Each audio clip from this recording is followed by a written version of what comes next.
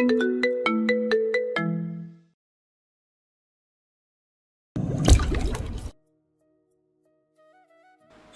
কেমন আছো? ভালো। তুমি কেমন আছো? আলহামদুলিল্লাহ। কোথায় তুমি? বাড়িতে আছি। সিএম কোথায়? মাত্র ভার্সিটিতে যাওয়ার জন্য বেরিয়ে গেল। বিকালে শহর বইকতা সহ যাবতীয় পোশাক সিএমকে দিয়ে পাঠিয়ে দিবে। আচ্ছা। রাখছি, ভালো থেকো। আচ্ছা, তুমিও ভালো থেকো। শ্রবণ কল কেটে লিফটের ভেতরে প্রবেশ করে। ওর পাশে দাঁড়িয়ে থাকা একজন ভদ্রমহিলা ওর দিকে তাকিয়ে আছে চোখ কানা করে। শ্রবণ বিরক্তিতে কপালে কয়েক ভাঁজ ফেলে মুখ অন্যদিকে ফিরিয়ে নেয়। এই মহিলার সঙ্গে দেখা হলেই ওর দিকে তাকিয়ে থাকে, মাঝে মধ্যে তো প্রশ্ন করে করে বিরক্ত বানিয়ে দেয়। গায়ে পড়া মহিলা একটা। শ্রবণ ফ্ল্যাটে ফিরে ঠিক 4টায়। সোহা রুমগুলো ঝাড়ু দিয়ে এখন ড্রয়িং রুম ঝাড়ু দিচ্ছে। শ্রবণকে ফিরে আসতে দেখে মনে সাহস বাড়ে। এতক্ষণ ভয় ভয় লাগছিল। একা একটা ফ্ল্যাটে থাকতে ভয় তো লাগেই, সাথে দম বন্ধ হয়ে আসে। শ্রবণ সোজা স্টাডি রুমে প্রবেশ করে, ব্যাগ আর হেলমেট রেখে বেডরুমে ফিরে আসে। ক্লান্ত লাগছে, খিদেও পেয়েছে। কেন যেন আজ বাইরে খেতে ইচ্ছে করেনি। হাসান অনেক টানাটানি করেছিল খাওয়ার জন্য, কিন্তু শ্রবণ খায়নি। যা করতে মন টানে না, ইচ্ছে করে না, সেটা শ্রবণ কোনোদিনও করে না।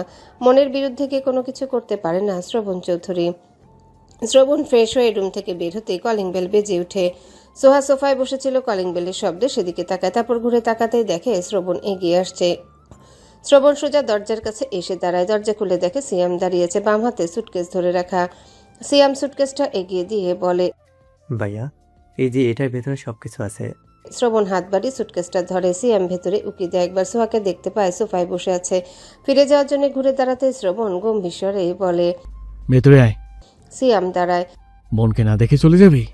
সিয়াম ঘুরে দাঁড়ায়। শ্রবণ পথ ছেড়ে দেয়। সিয়াম ভিতরে প্রবেশ করতেই দরজা লাগিয়ে দিয়ে শ্রবণ স্টাডি রুমের দিকে এগিয়ে যায়। এতদিন পর ভাইকে দেখে সোহার চোখে পানি জমেছে। সোফা ছেড়ে উঠে এগিয়ে আসে, ভাইয়ের কাছে দাঁড়ায় ভাইয়ের সামনে।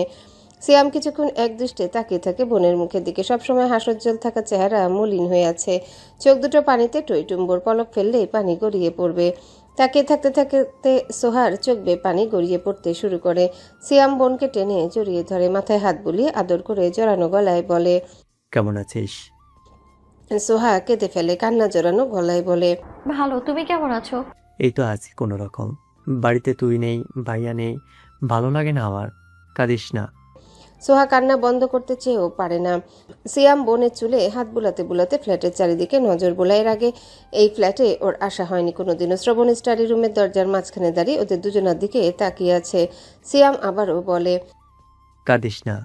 সোহা ভাইয়ের বুকে থেকে মুখ তুলে ভাইয়ের মুখের দিকে তাকায়। সিয়াম বোনের চোখের পানি মুছিয়ে দেয়, কিন্তু তখনই আবারও পানি গড়িয়ে পড়ে, গাল দুটো ভিজে যায়। সিয়ামের টইটুম্বুর চোখ জোড়া থেকে টুপটুপ পানি গড়িয়ে পড়ে সোহার মুখের উপর। সিয়াম দ্রুত নিজের চোখের পানি মুছে নেয়। সোহাকে ছেড়ে দিয়ে উল্টো ঘুরে হাঁটতে হাঁটতে বলে, আমি আসছি, তুই ভালো থাকিস। চেহারা দেখে তো মনে হচ্ছে লাঞ্চ করিসনি। লাঞ্চ করে যা, তোর বোন রান্না করছে।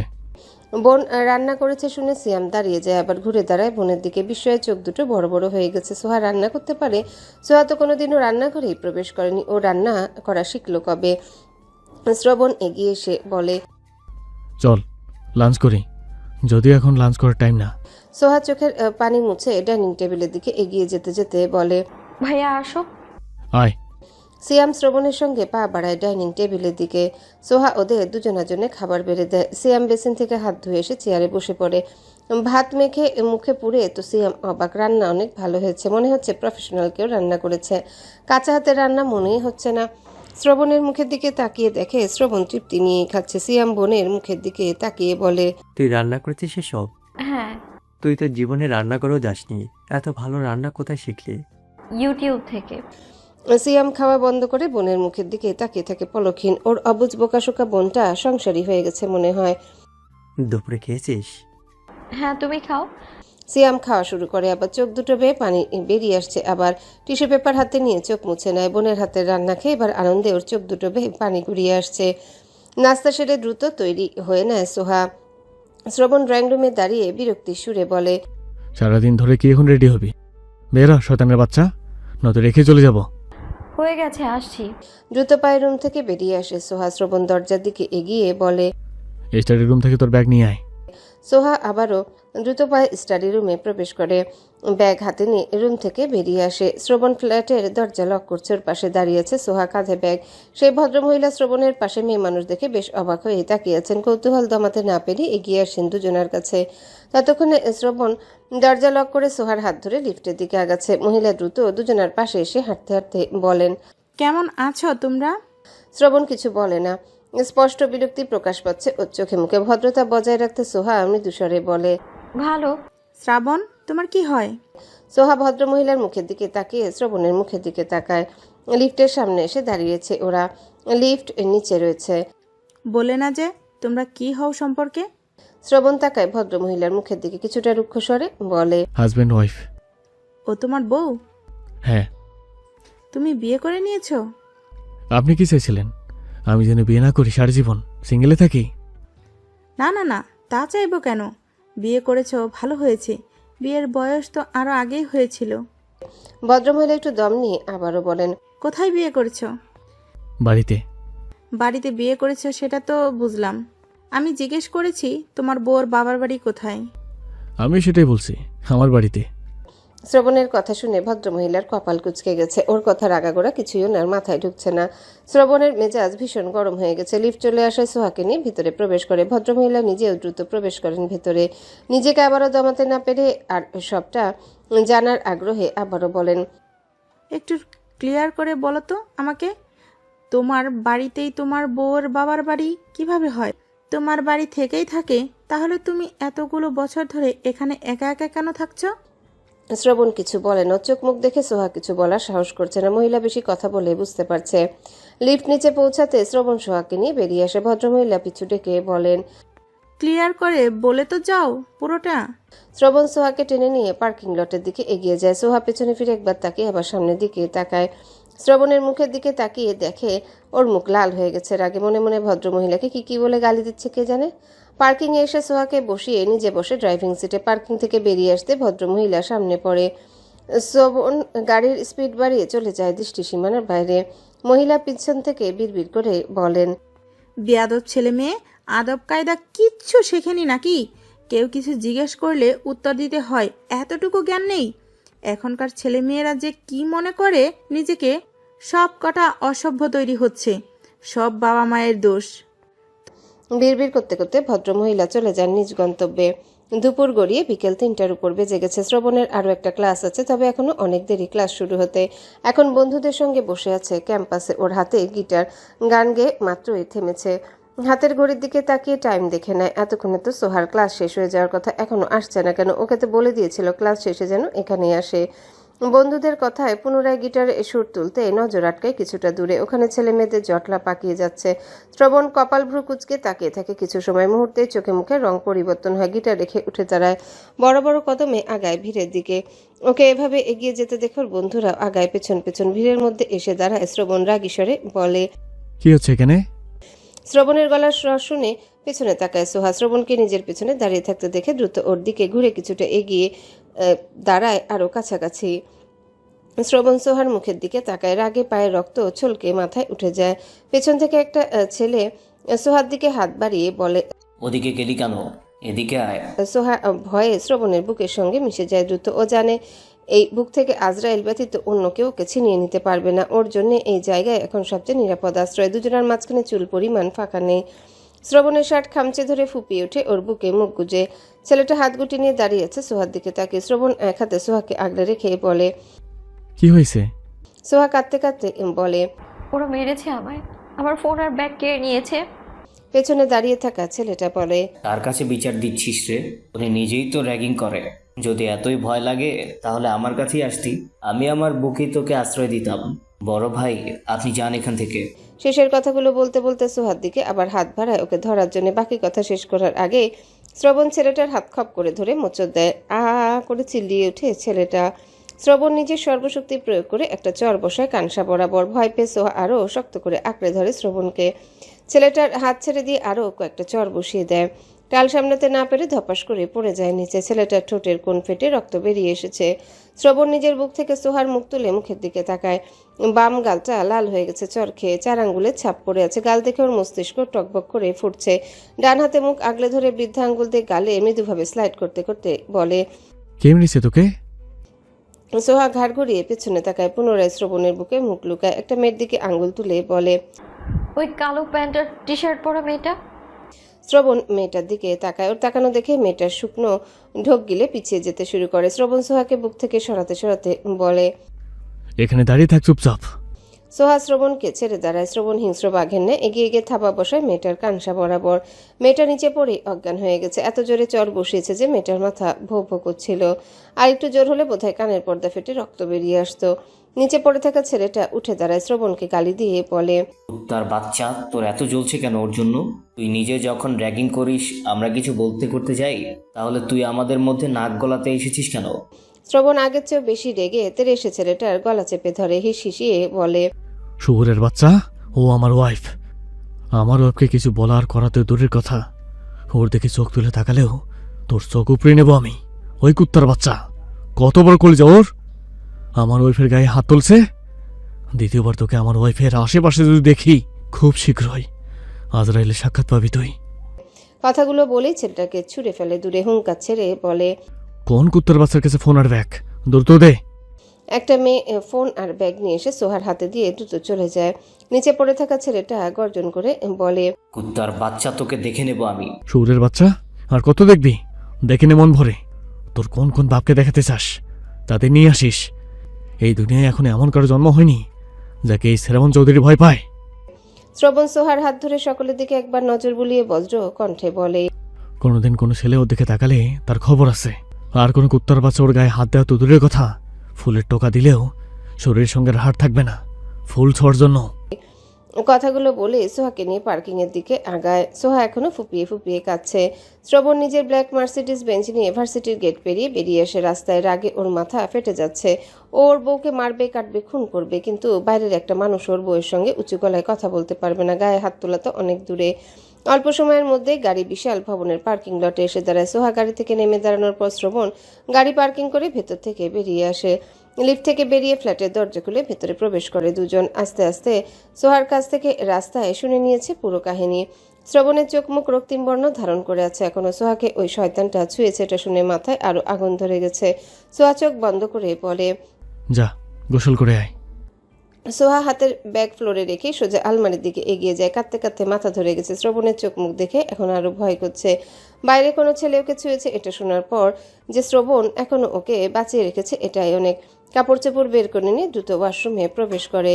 শ্রবণ ধপ করে বিছানায় বসে পড়ে 2 হাতে খামচে ধরে নিজের মাথার চুল। ওই কুত্তার বাচ্চাকে হাতের কাছে আরেকবার পেলে ওর হাতই ছিঁড়ে নেবে। প্রায় আধা ঘন্টা পর ওয়াশরুম থেকে বেরিয়ে আসে সোহা। শ্রবণ এখনো আগের মতোই বসে আছে। ওর চোখে মুখের দিকে তাকানোর সাহস এখন হচ্ছে না সোহার। তখন ওদের মেরেছে, এখন ওকেও মারতে পারে। শ্রবণকে দিয়ে কোনো বিশ্বাস নেই। ভেজা কাপড় চোপড় নিয়ে ব্যালকনিতে চলে আসে। শুকনোগুলো তুলে নিয়ে ভেজাগুলো মেলে দেয়। রুমে ফিরে আসতে দেখে শ্রবণ উদাম গায়ে দাঁড়িয়ে আছে। টাওয়াল দে। সোহা দ্রুত চুল থেকে টাওয়েল খুলে দিয়ে দেয়। শ্রবণ টাওয়েল হাতে ওয়াশরুমের দিকে পা বাড়িয়ে বলে, কফি নিয়ে আয়। সোহা রুম থেকে বের হয়ে যায়। শ্রবণ শাওয়ার ছেড়ে নিচে দাঁড়িয়ে রইল সোজা হয়ে। সোহার বলা কথাগুলো এখনো কানে বাজছে। ওই কুত্তার বাচ্চাকে সামনে পেলে সত্যি সত্যি মারবে আবার। শ্রবণ চৌধুরীর ওয়াইফকে ছোঁয়ার স্বাদ মিটিয়ে দিবে চিরদিনের জন্যে। রাগে ওর কপাল আর ঘাড়ের প্রত্যেকটা রগ ভেসে আছে। হাত মুষ্টিবদ্ধ করে রাখার কারণে হাতের রগগুলো ভেসে উঠেছে আবার। শ্রবণ কোনোদিনও মেয়েদেরকে র্যাগিং করে না। সেদিন প্রথম সোহাকে র্যাগিং করার জন্য নিয়েছিল আর অমন একটা ডেয়ার দিয়েছিল ওকে। শ্রবণ আগে থেকে জানে সোহার মায়ের চরিত্র সম্পর্কে। পুরোপুরি ধারণা ছিল সোহা মায়ের মতো হয়েছে। মা, খালা, রানী সবগুলো চরিত্র তো একই, ফুলের মতো পবিত্র। শ্রবণ ভেবেছিল সোহা ডেয়ার পূরণ করার জন্য ওর বন্ধুকে কিস করবে, কিন্তু ওকে ভুল প্রমাণ করে ওর বন্ধুকে কিস করার জন্য রাজি হয়নি। নাচতে বললেও তাও রাজি হয়নি। শেষে কান ধরে উঠবস করেছিল। সেদিন একটু হলেও সোহার প্রতি ওর ধারণা বদলেছিল। কিন্তু যখন সামাদ চৌধুরী কল করে ব্যাপারে বলেন তখন এর মস্তিষ্কে আগুন ধরে আর সোহাকে কেলানোর ভূত ভর করে মাথায়। গোসল সেরে বেরিয়ে এসে দেখে সোহা কফির মগ নিয়ে দাঁড়িয়ে আছে। ড্রেস না পরে কফির মগ হাতে তুলে নেয়। সোহার মুখের দিকে তাকিয়ে দেখে চোখ দুটো এখনো পানিতে টইটুম্বর হয়ে আছে। কি খাবি এখন? যা রান্না কর। সোহা বেরিয়ে যায় রুম থেকে। শ্রবণ কফির মগে চুমুক দিয়ে ড্রেসিং টেবিলের সামনে এসে দাঁড়ায়। ঘুরে ফিরে বারবার ওই শয়তানটার চেহারা চোখে ভাসছে আর শরীরে আগুন ধরছে। এখন হাতের কাছে পেলে যে কি করতো শ্রবণ নিজেও জানে না। ওই মেনে নিতে পারছে না ওই ছেলে সোহার হাত ধরেছিল। প্রায় 1.5 ঘন্টা পর রুম থেকে বের হয় শ্রবণ। রাগ কিছুটা কমেছে এখন। রান্নাঘরে এসে দেখে সোহা পানিতে হাত ডুবিয়ে দাঁড়িয়ে আছে। কপাল ভ্রু কুঁচকে বলে, রান্না হয়েছে? হ্যাঁ, তুমি গিয়ে বসো, আমি সব নিয়ে আসছি। পানি থেকে হাত তুলতে হাতের জ্বালা বেড়ে যায়। হাত ঝাঁকাতে ঝাঁকাতে চুলার কাছে এসে দাঁড়ায় ভাতের পাতিল নামানোর জন্য। শ্রবণের কাছে এগিয়ে এসে হাতটা ধরে দেখতে দেখতে বলে, হাতে কি হয়েছে? কিছু না। কিছু হয়নি? তাহলে এভাবে ঝাঁকাচ্ছিস কেন? সোহা চুপ করে থাকে। শ্রবণ হাতের দিকে ভালোভাবে নজর দিয়ে বলে, হাত এমন লাল হয়েছে কেন? কি হয়েছে? কতক্ষণ ধরে এমন হাত ভিজে রাখছিস? হাত জ্বলছে, কেন? মরিচ ধরার জন্য। শ্রবণ হাতের দিকে তাকিয়ে আছে।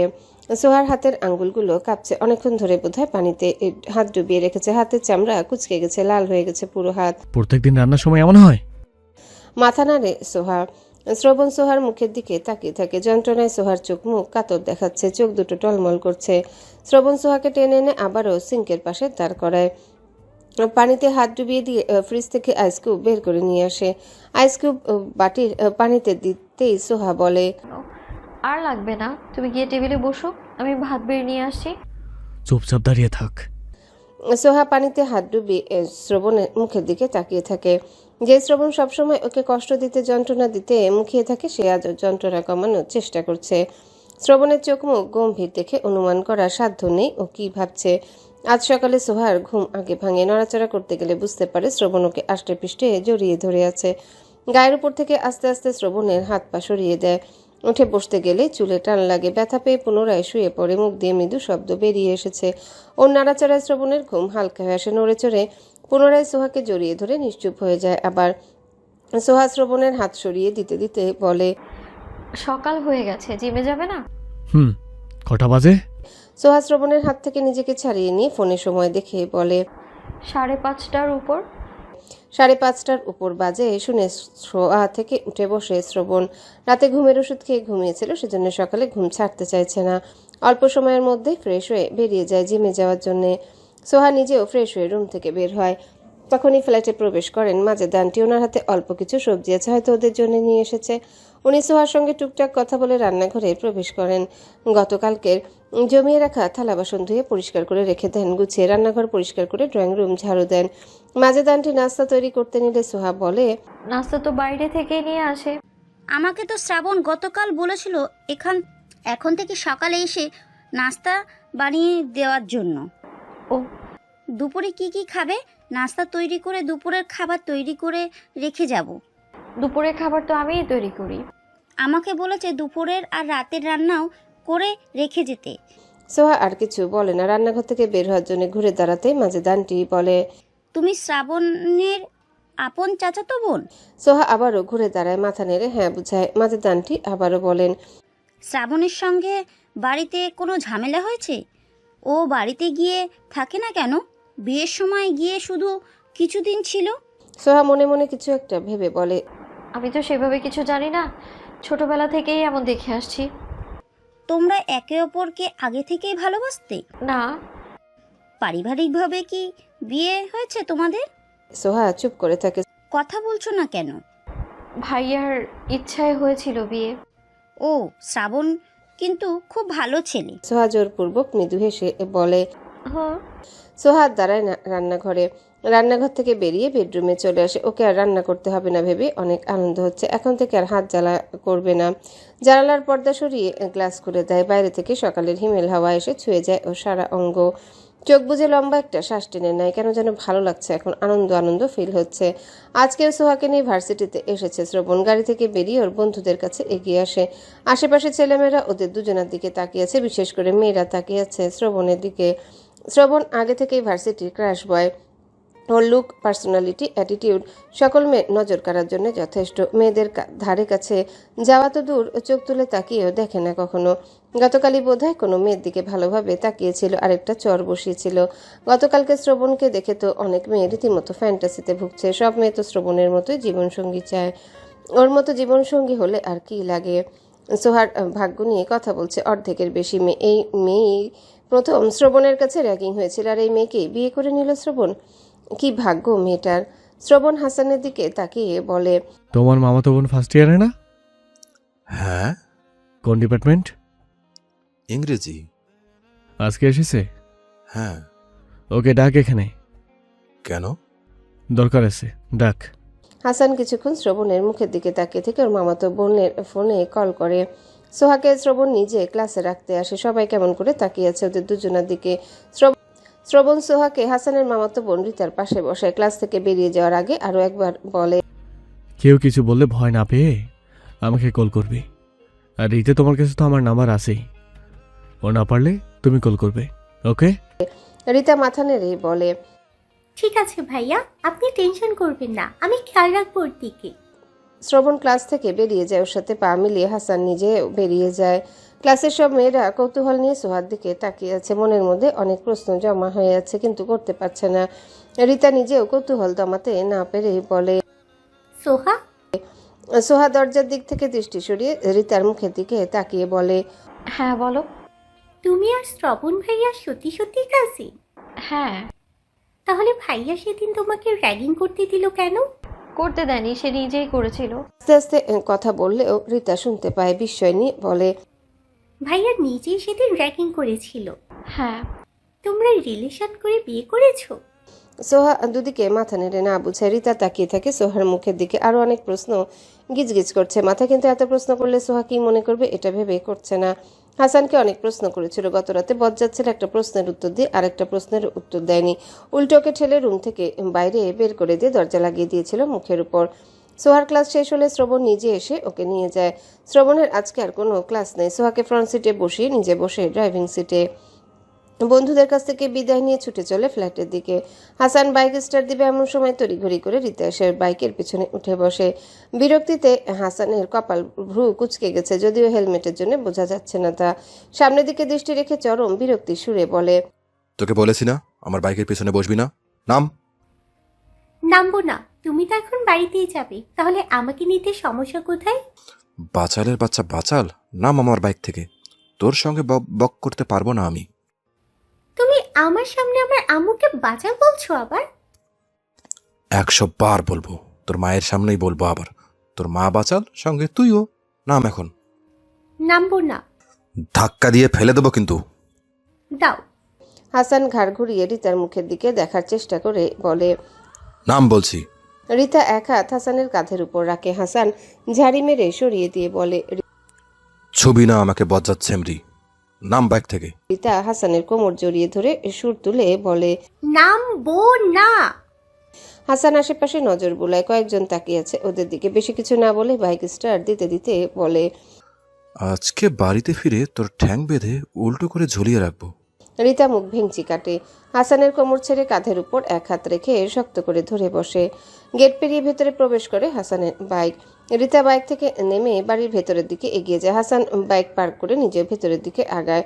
ড্রয়িং রুমে আসতে নানি আর মামির সঙ্গে দেখা হয়। হাসানের চেহারা দেখে ওর নানি ওর মুখের দিকে তাকিয়ে বলেন, নানা ভাই, চেহারার এই হাল কেন? কি হয়েছে? হাসান চোখ মুখ গম্ভীর করে বলে, তোমার নাতনিকে বিয়ে দিয়ে বাড়ি থেকে বিদায় করার ব্যবস্থা করো দ্রুত। কেন? কি হয়েছে আবার? বড় হয়েছে, বিয়ে দিতে হবে না? বিয়ে দিতাও। পাত্র খুঁজে বের করো। ঠেকা পড়েনি আমার। কথাগুলো বলেই ধূপধাপ পা ফেলে নিজের রুমের দিকে এগিয়ে যায়। রিতার মা মিসেস রিমা শাশুড়ির মায়ের মুখের দিকে তাকিয়ে বলেন, আজকে এমন খেপে গেছে কেন? রীতা বোধহয় কিছু করেছে বা বলেছে। হতে পারে, কারো থেকে তো কারো জেদ কম না। 30 মিনিট পরেই নিচে নেমে আসে হাসান। পরনে ধূসর রঙের টি শার্ট আর ট্রাউজার। চুলগুলো ভেজে এলোমেলো হয়ে আছে। গোসল সেরে নিচে নেমে এসেছে।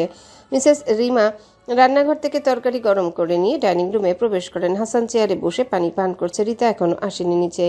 মিসেস রিমা হাসানের জন্য খাবার বেড়ে দেন। হাসান মামির মুখের দিকে তাকিয়ে বলে, তুমি খেয়েছো?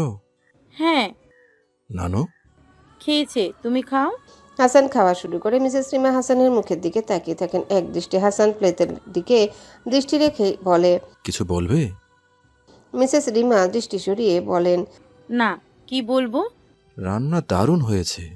মিসেস রিমা কিছু বলবেন, এর মধ্যে রীতা ডাইনিং রুমে প্রবেশ করে। চেয়ার টেনে বসতে বসতে হাসানের দিকে তাকায়। দুজনের চোখাচোখি হতেই হাসান দৃষ্টি সরিয়ে নিয়ে বিড়বিড় করে কিছু বলে। রীতা কপাল ভ্রু কুঁচকে হাসানের দিকে তাকিয়ে থেকে মনে মনে বলে, খচ্চর বেটা নিশ্চয় বিড়বিড় করে বকা দিচ্ছে আবার। বিকেল 5টা। লাইব্রেরি থেকে বেরিয়ে আসে স্পর্শ।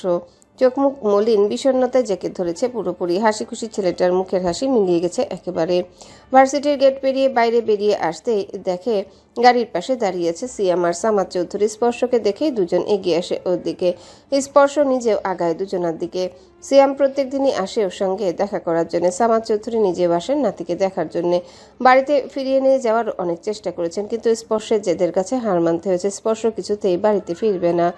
তনিমা চৌধুরী অনেকবার এসেছিলেন ছেলের কাছে, কিন্তু স্পর্শ দেখাই করেনি ওনার সঙ্গে। দূর থেকে দেখেই সরে গেছে সেখান থেকে। শামীম রেজা চৌধুরী তো দেশের বাইরেই রয়েছেন। স্পর্শের সঙ্গে যোগাযোগ করার চেষ্টা করেছেন, কিন্তু ব্যর্থ হয়েছেন। স্পর্শ বাবা, মার, খালাকে সব জায়গা থেকে ব্লক করে দিয়েছে। এই তিনজনের সঙ্গে কোনো রকম সম্পর্ক রাখতে চায় না। সামাদ চৌধুরী মেজনাতিকে জড়িয়ে ধরে বলে, কেমন আছো দাদু ভাই? আলহামদুলিল্লাহ, তুমি কেমন আছো? আলহামদুলিল্লাহ। দুপুরে খাওনি? চোখ দুটো এমন শুকিয়ে আছে কেন? খাবো একটু পর। এখনো খাওনি? এত অনীহা করলে তো অসুস্থ হয়ে পড়বে ভাই। স্পর্শ চুপ করে থাকে। খাওয়া ওর তো বেঁচেই থাকতে ইচ্ছে করে না। আর সামাদ চৌধুরী ছেড়ে দিতে সিয়াম এসে ভাইকে জড়িয়ে ধরে বলে, ভাইয়া বাড়িতে ফিরে চলো। আর ফিরে যেতে বলিস না। কেমন আছিস? ভালো। স্পর্শের চোখ দুটো পানিতে টইটুম্বর হয়ে গেছে। সামাদ চৌধুরী নাতিদের দিকে তাকিয়ে বলেন, গাড়িতে বসো দুজন। আমি বাড়িতে যাব না দাদা ভাই। বাড়িতে যাব না? তাহলে কোথায় নিয়ে যাবে? রেস্টুরেন্টে। আসো। দুই ভাই দাদার সঙ্গে উঠে বসে গাড়িতে। স্পর্শ উদাস হয়ে বাড়ির দিকে তাকিয়ে রইল। ওদের তিন ভাইয়ের মতো জীবন যেন কারো না হয়। সামাদ চৌধুরী স্পর্শের দিকে তাকিয়ে আছেন। শ্রবণ কিছুটা মুভ অন করলে স্পর্শ এখনো পারেনি। ও এখনো সেই দিনটার মধ্যে ডুবে আছে, কিছুতে বেরিয়ে আসতে পারছে না। শ্রবণের সঙ্গে সোহা আছে, ওর বন্ধুরা আছে। স্পর্শর সঙ্গে তো কেউ নেই। স্পর্শ বাইরের মানুষের সঙ্গে মিশতে পারে না। ওর একটা বন্ধুও নেই সিয়াম ছাড়া। সিয়ামও আলাদা ভার্সিটিতে পড়ে। শ্রবণের চেয়ে এখন স্পর্শের জন্য বেশি খারাপ লাগে। ওনার ছেলেটা এত বড় বড় আঘাত পেয়েছে যে হাসতে ভুলে গেছে, কাঁদতে ভুলে গেছে, কথা বলতে ভুলে গেছে। কাউকে কিছু বলতেও পারে না, সহ্য করতে পারে না। ভালোবাসা হারিয়ে যখন ভঙ্গুর হয়ে পড়লো, তখন বাবা মায়ের আসল রূপ একদম গুড়িয়ে দিল। এখন উঠে দাঁড়ানোর মতো শক্তিও নেই। ওর ভেতরে কেমন অনুভূতি হয় সেটা একমাত্র ও আর আল্লাহ তাআলা ভালো জানেন। দুপুরে খাবার খেয়ে বেরিয়ে গিয়েছিল শ্রবণ। এখন রাতের 9টা বেজে গেছে, কিন্তু এখনো ফেরেনি। সোহা দুরু দুরু বুকে বালিশ জড়িয়ে ধরে বসে আছে, ব্ল্যাঙ্কেট দিয়ে মাথা পর্যন্ত ঢেকে। নিচে কুকুর ডাকছে। রুমে বসে স্পষ্ট শুনতে পাচ্ছে সোহা। কুকুরের ঘেউ ঘেউ শুনে আরও ভুতুরে ফিল হচ্ছে সবকিছু। এই শ্রবণ ফিরবে কখন? ধমক খাওয়ার ভয়ে বেচারি কলও করতে পারছে না। জানেই তো সোহা রাতে একা থাকতে ভয় পায়, তবুও কেন এত রাত পর্যন্ত বাইরে থাকে? সন্ধ্যার পর বাইরে না গেলে কি হয়? ধমক খাওয়ার ডর ভয় ছেড়ে ফেলে ফোন হাতে নিয়ে শ্রবণের ফোনে ফোন করে। ভূতের ভয়ে মরার চেয়ে শ্রবণের ধমক খেয়ে বেঁচে থাকা অনেক ভালো। সোহা এখনই মরতে চায় না, মাত্র তো 19 বছর। প্রথমবার রিং হতে ফোন রিসিভ হয়। ওপাশ থেকে ভেসে আসে শ্রবণের কর্কশ গলার স্বর। কি হয়েছে? ফোন দিচ্ছিস কেন? কোথায় তুমি? কখন ফিরবে? জাহান্নামে আছি, আসবি? সোহা শুকনো ঢোক গিলে জিহবা দিয়ে ঠোঁট জোড়া ভিজিয়ে বলে, আমার ভয় লাগছে, তুমি দ্রুত আসো। আজ তো একটা ডাইনির বাচ্চা হয়ে এত কিসের ভয়? সামনে থেকে শ্রবণের গলার স্বর ভেসে আসায় মুখ তুলে দরজার দিকে তাকিয়ে দেখে শ্রবণ রুমে চলে এসে। সোহা কান থেকে ফোন নামিয়ে নেয়। শ্রবণ এমনভাবে তাকিয়ে আছে যে মনে হচ্ছে এখনই ওকে ধরে কাঁচা চিবিয়ে খেয়ে ফেলবে। শ্রবণ বিছানার দিকে এগিয়ে আসতে সোহা পিছিয়ে যায় কিছুটা। শ্রবণ সোহাকে কিছু বলে না, পকেট থেকে ফোন বের করে রেখে শার্টের বোতাম খুলতে খুলতে সরে যায়। সোহা ফোঁস করে শ্বাস ছাড়ে, যাক বাবা বেঁচে গেছে। বিছানা ছেড়ে নেমে বলে, তুমি ফ্রেশ হয়ে আসো, আমি খাবার গরম করছি। শ্রবণ প্যান্টের বেল্ট খুলতে খুলতে বলে, খেয়ে এসেছি আমি, তুই খেয়ে আয় দ্রুত। সোহা কিছু না বলে বেরিয়ে যায় রুম থেকে। শ্রবণ প্যান্ট খুলে ট্রাউজার পরে ওয়াশরুমে প্রবেশ করে। রাত বেশ গভীর, চারপাশ প্রায় নিস্তব্ধ। দূর থেকে দু একটা গাড়ির শব্দ ভেসে আসতে, সঙ্গে নেড়ি কুকুরের হাঁক ডাক। সোহা শ্বাস ভারী, সঙ্গে শ্রবণেরও। বন্দি রুমের ভেতর থেকে অপরের ভারী শ্বাস স্পষ্ট শুনতে পাচ্ছে দুজনের। রুমে ডিম লাইট জ্বলছে। সোহার চোখ জোড়া বন্ধ। শ্রবণের পুরো শরীরের ভর সোহার উপর। শ্রবণের মুখ সোহার ঘাড়ে। শ্রবণের উষ্ণ শ্বাস সোহার ঘাড়ে আছড়ে পড়ছে। হালকা করে বাইট দিতে সোহা নড়ে চড়ে ওঠে। শ্রবণ গাঢ় বাইট দেয়, আবারও কেঁপে ওঠে সোহা। কিছু মুহূর্ত অতিবাহিত হতেই শব্দ করে চেঁচিয়ে ওঠে শ্রবণ। মেজাজ সপ্তমে চড়ে বসে মুহূর্তে সোহার উপর থেকে সরে উঠে বসে নিজের গাল চেপে ধরে হাত দিয়ে গালি দিয়ে বলে, কুত্তার বাচ্চা, কি বাল পড়ছস নাকি? বিছানা ছেড়ে নেমে দাঁড়ায়। মেন লাইট অন করে সোহার দিকে তাকিয়ে আবারও গালি দিয়ে বলে, ডাইনির বাচ্চা রাক্ষসী, আমার গালের মাংস খাওয়ার জন্য এই চেয়ার দিয়ে রাখছিস নাকে? ওই বাল এখনই খোল নাক থেকে। ড্রেসিং টেবিলের সামনে এসে দাঁড়ায়। ড্রেসিং টেবিলের লাইট অন করে গালের দিকে তাকায়। ফর্সা গালে লম্বা হয়ে লাল দাগ পড়ে গেছে, মনে হচ্ছে এখনই রক্ত বেরিয়ে আসবে। নাক ফুলের সঙ্গে ঘষা খেয়েছে গালে। রোমান্টিক মুডের 12টা বেজে গেছে। বউয়ের সঙ্গে রোমান্স করতে গিয়ে সাজা পেয়ে গেল, বেচারা মেজাজটা বিগড়ে গেছে। ড্রেসিং টেবিলের সামনে থেকে সরে দাঁড়ায় বিছানার কাছে। শোয়া থেকে উঠে বসেছে, নাকে নাক ফুলটা দেখে মেজাজ আরও বিগড়ে যায়। ধমক দিয়ে বাজ খায়, গলায় বলে, শয়তানের বাচ্চা, আমার বালটা এখন নাকে দিয়ে রাখছিস? খোল, নয়তো নাক কেটে ছিঁড়ে ফেলবো। শ্রবণের কথা শুনে ভয়ে দ্রুত নাক ফুল খোলার চেষ্টা করে। অনেক শক্ত হয়ে লেগে আছে। ও নিজেও তো নাকে ব্যথা পেয়েছে নাক ফুলের চাপ লেগে। শ্রবণ যখন নিজের খোঁচা খোঁচা দাড়িওয়ালা গাল দিয়ে ওর গালে ঘষা দেয়, তখন তো নিজেও ব্যথা পায়। গাল জ্বলে উঠে খোঁচা খোঁচা দাড়ির ঘষা খেয়ে ওর নিজেরও তখন চিৎকার করে বলতে ইচ্ছা করে, তোমার খোঁচা খোঁচা দাড়িওয়ালা গাল দিয়ে আমার গালে ঘষবে না। শুধু কি গালে, ঘাড়ে গলায়ও জ্বালা ধরিয়ে দেয় বদলোকটা। নিজের দোষে ব্যথা পেয়ে এখন এসেছে ওকে বকাঝকা করতে। অনেক চেষ্টার পর নাকফুল খুলতে সক্ষম হয় সোহা। নাকে ব্যথা করছে। সেই বিয়ের দিন অনিমা চৌধুরী নাকফুলটা পরিয়ে দিয়েছিলেন, এরপর আর খোলা হয়নি। শ্রবণের ধমক খেয়ে বিয়ের দিন রাতে বাকি সব জুয়েলারি খুলে ফেলেছিল নাকফুল বাদে। শ্রবণ কপাল ভ্রু কুচকে কিছু সময় তাকিয়ে থাকে সোহার মুখের দিকে। নাকফুল খুলে ফেলায় কেমন যেন লাগছে সোহাকে দেখতে। চেহারা সৌন্দর্য অনেকটাই কমে গেছে, ভালো লাগছে না দেখতে। জগ থেকে গ্লাসে পানি ঢালতে ঢালতে বলে, নাকফুল পর। সোহা শ্রবণের মুখের দিকে তাকিয়ে থেকে শ্রবণ পানি পান করে বলে, কি বলেছি বুঝতে পারিসনি? নাকফুল পর। তুমি না খুলতে বললে? এখন পড়তে বলছি পর। শ্রবণের কর্কশ গলার স্বর শুনে পুনরায় নাকফুল পড়ে। শ্রবণ কিছুক্ষণ সোহার মুখের দিকে তাকিয়ে থেকে লাইট অফ করে বিছানায় উঠে শুয়ে পড়ে। গাল জ্বলছে। এই দাগ মিশতে কতদিন লাগবে আল্লাহ তাআলা ভালো জানেন। সোহা নিজেও শুয়ে পড়ে, দূরত্ব বজায় রেখে। বেটা বজ্জাত সবসময় নিজের মর্জি চাপিয়ে দেয় ওর উপর। ভালো হয়েছে, ও নিজে তো কিছু করতে বা বলতে পারবে না। ওর হয়ে ওর নাকফুলি প্রতিশোধ নিয়ে নিল। শ্রবণের ঘুম ভেঙে যায়। চোখ বন্ধ রেখেই বিছানা হাতড়ে ফোন খোঁজে। এক হাতে তখনও সোহাকে জড়িয়ে ধরে আছে। ফোনে সময় দেখে নিয়ে ফোন আবারও রেখে দেয়। কাঁধ থেকে চিত হয়ে শোয়। সোহাকে শক্ত করে জড়িয়ে ধরে রাখার কারণে সোহার বুকের উপর উঠে গেছে। সোহার ঘুম ভেঙে যায়। নিজেকে শ্রবণের বুকের উপর আবিষ্কার করে বুকের উপর থেকে নেমে যেতে চায় দ্রুত, তবে শ্রবণের জন্য পারে না। শ্রবণ শক্ত করে চেপে ধরে আছে দুই হাতে। ছাড়ো। শ্রবণ ছাড়ে না। সোহাকে জড়িয়ে ধরে রেখে শোয়া থেকে উঠে বসে। পড়ে যাওয়ার ভয়ে সোহা দ্রুত আঁকড়ে ধরে শ্রবণকে। শ্রবণকে আঁকড়ে ধরতে গিয়ে নখের আঁচড় দিয়ে দিয়েছে শ্রবণের উন্মুক্ত পিঠে। ভয়ে পিঠ থেকে হাত সরিয়ে নেয় দ্রুত ও নিশ্চিত বকা খাবে এখন। শ্রবণ সোহাকে একইভাবে ধরে রেখে বিছানা ছেড়ে নেমে দাঁড়ায়। সোহা নিজেকে শূন্য আবিষ্কার করে খামচে ধরেছিল শ্রবণের হাত। শ্রবণ চেঁচিয়ে উঠে সোহাকে ছেড়ে দেয়। বেচারি ঠাস করে পড়ে নিচে। মেন লাইট অন করে ডান হাতের দিকে তাকায় শ্রবণ। সোহার নখের আঁচড়ে কেটে গিয়ে রক্ত বেরিয়ে এসেছে, জ্বলছে এখন। সোহা নিচে থেকে উঠে দাঁড়ায়, ব্যথা পেয়েছে। শ্রবণের দিকে তাকিয়ে দেখে শ্রবণ কটমট করে তাকিয়ে আছে, মনে হচ্ছে রাগের চোটে এখন ফেটেই যাবে।